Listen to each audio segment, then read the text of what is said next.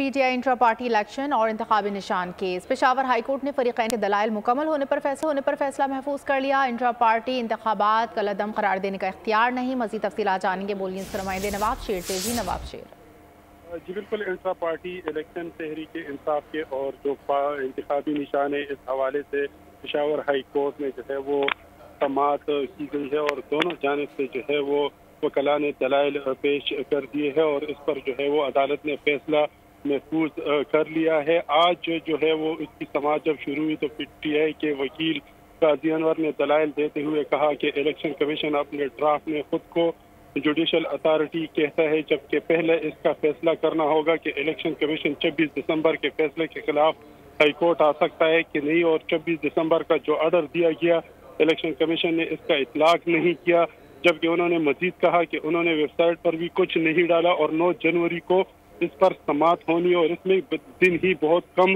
रह गए हैं। क्या इसके खिलाफ इस पर जो है वो चीफ जस्टिस एजाज अहमद का कहना था कि क्या इसके खिलाफ तौहीन अदालत दरख्वास्त दायर की है। आपकी तरफ से कोई तौहीन अदालत दरख्वास्त नहीं आई है। जब बहुत शुक्रिया नवाब शेर। सब्सक्राइब करें और बेल दबाएं ताकि कोई खबर रह न जाए।